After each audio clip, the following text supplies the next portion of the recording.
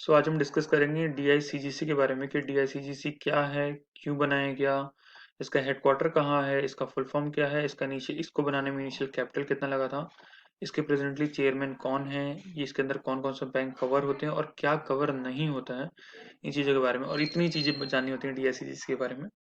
सो DICGC क्या है? DICGC एक ऑर्गेनाइजेशन है, एक आरबीआई की सब्सिडरी है। फर्स्ट, आरबीआई के पास 4 सब्सिडरीज हैं और आरबीआई के पास 4 डिप्टी गवर्नर हैं। तो आरबीआई की एक सब्सिडरी है, subsidiary of RBI, subsidiary of RBI.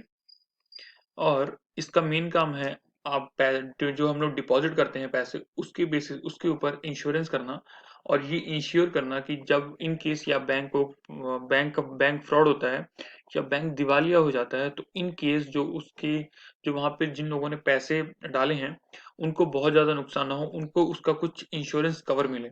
इस काम के लिए इसका इस्टेब्लिशमेंट या इसको बनाया गया था। And when it is established, ये इस्टेब्लिश हुआ था हमारा under DICGC act 1961, DICGC act 1961। But इसका जो इस्टेब्लिशमेंट हुआ था, यानी कि ये तो एक्ट था, एक्ट के बाद ही किसी चीज का इस्टेब्लिशमेंट होता है।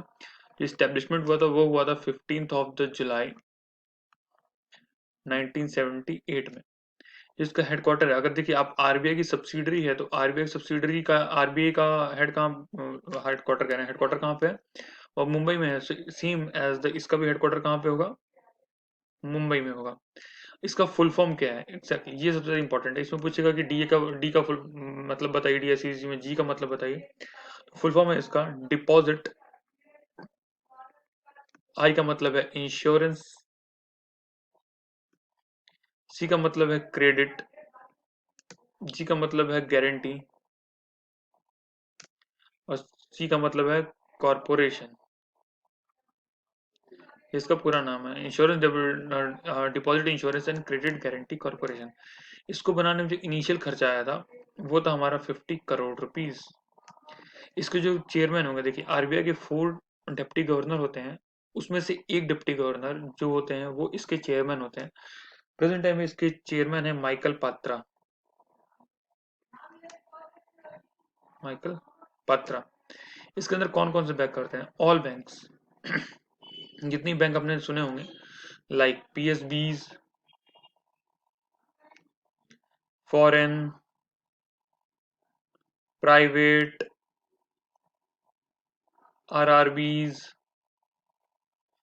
पेमेंट, कोऑपरेटिव बैंक,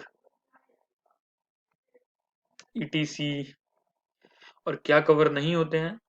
तो जो प्राइमरी सोसाइटी होती है, यानी कि जो प्राइमरी सोसाइटी कैसे हम समझाएं, प्राइमरी सोसाइटी में जो आंटी लोग मोहल्ले वाली जो सोसाइटी बनाती हैं, उसमें पैसे इकट्ठा करती हैं, वो सोसाइटी इसमें, यस, वो सोसाइटी इसमें कवर नहीं की जाती। इसके अलावा क्या कवर नहीं किया जाता? इसमें कवर नहीं किया जाता है स्टेट बैंक का अगर कोई पैसा रखा है, स्टेट बैंक, स्टेट का कोई पैसा रखा है, स्टेट मनी। सेंट्रल डिपॉजिट नहीं कवर किया जाता है। बैंक डिपॉजिट नहीं कवर किया जाता है, कि अगर बैंक टू बैंक में कोई डिपॉजिट हुआ है तो वो कवर नहीं किया जाएगा। और इसके अलावा हमारा अगर कोई foreign bank inter bank transaction हुआ है, ये कवर नहीं किया जाता है। इसके अलावा जितनी भी चीजें हो सकती हैं वो सारी की सारी डीआईसीसी कवर करता है। और हाँ, एक चीज मैं भूल गया, देखो, एक ये है कि ये कितने, यानी कि कितने पैसे तक का आपका इंश्योरेंस देता है। तो डीआईसीसी जो कवर करता है, वो कवर करता है 5 लाख रुपीज तक का इंश्योरेंस। 5 लाख इंश्योरेंस कवर करता है। इसका मतलब ये हुआ कि अगर आपके अकाउंट में 5 लाख रुपीज हैं या उससे कम है तो आपको 5 लाख रुपए या उस जितना भी अमाउंट है वो मिल जाएगा।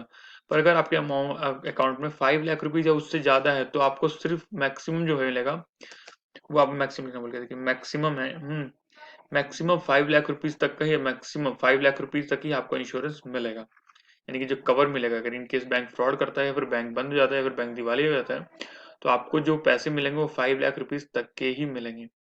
तो this is all about the DICGC। Thank you, keep smiling, have a nice day.